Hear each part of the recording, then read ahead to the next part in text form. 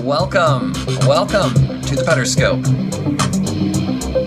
It's kind of funny, we got some crazy stuff going on here, but we're going to get started with today's Pederscope. Thanks for joining me.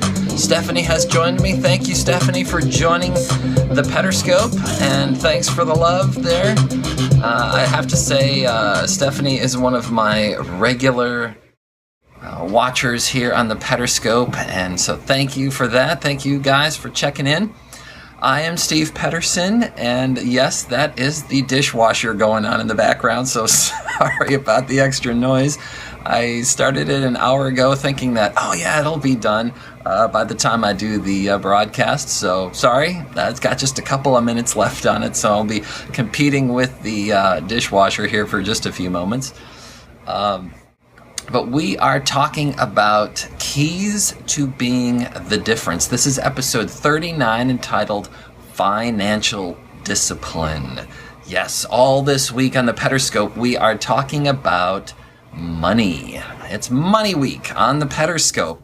It's important to talk about money. Money is the currency or expression of gratitude that people show for your products or services.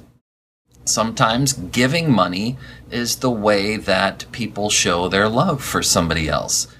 My dad, for example, he was a great guy at giving money and expressing his love through money. As a matter of fact, money meant so much to him as far as taking care of his family, these kinds of things that after he passed away, he had left a note or a letter basically to be opened if in the event that he passed, that he would give it to my oldest brother, and we were all to sit down and have this meeting, and my brother would read this letter to us all. And so here it was, maybe a week or so after my dad had passed, and we're all sitting out in the backyard, all my brothers and sisters and my mom, and we're having this, we got boxes of Kleenexes and all these things because we don't know what's going to be in this letter, and we're thinking that, it's going to be his expression of all of his emotions and thoughts and his love towards all of his kids and all this stuff. And my brother opens the letter,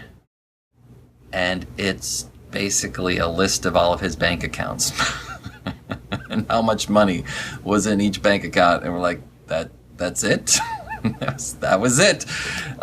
So he definitely was concerned that we take care of his finances for him, and that anyhow. So money can be a way that we express love to one another.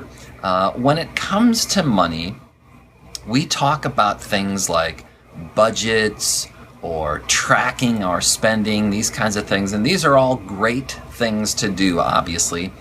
And one of the most helpful, one of the most useful books that I ever read on marriage. when my wife and I first got married, one of the very first books that I read was a book called The Complete Financial Guide for Young Couples by Larry Burkett. And yes, my wife is sending out love for that one. That was a good move. That was one of the best books on marriage that I think I ever read, because what it did was it helped us set a foundation in our marriage about how we were going to handle our finances. And what that enabled us to do, basically what we did was we had no clue like what our budget should be, so we decided we're just going to track our spending, and we tracked our spending for about a year. And after a year of just simply tracking our spend, every single receipt, every penny, we wrote it down. And then after a year, we were able to determine that I could actually quit the job that I was doing and make just a certain amount of money, and that enabled me to venture out and get my my door buzzer is ringing, even though I told them I'm doing a live broadcast and not to bother me. What was I saying? So, it set the foundation for us, for me being able to venture out, being an entrepreneur, and pursue my dreams. So that was a very, very, very good investment on our part, on my time, and So the thing, though, is that budgets and tracking spending are simply tools that we use to develop the inner qualities of strength of personal financial discipline. Without personal financial discipline, budgeting and tracking expenses becomes inconsistent at best and basically useless. If we don't have that personal financial discipline, things just kind of fall into disarray. So it's obvious then that, why is personal financial discipline a key to being the difference? Well, I find that if you're not intentional about something, whatever it may be, it either doesn't happen or it just sort of falls into disarray. Money is one of those things that if you don't have personal financial discipline to manage it well, it gets out of control and can leave you in a world of hurt.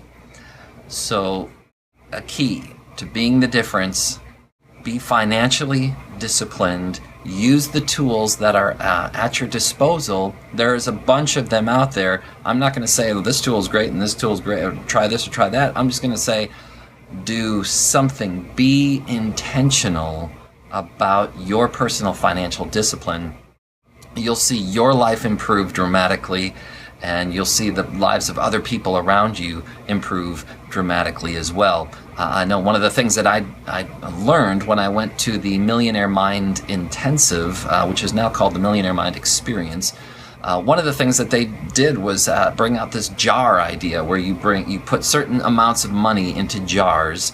And I was able to teach that concept to my daughters as well at a very young age. So that was just one tool. My encouragement for you today, an action that you can take, is to find one tool that you can use to help develop your personal financial discipline to manage your money and enjoy the benefits of both having more money and having control of yourself. Guys, thanks so much for joining me for today's Pederscope.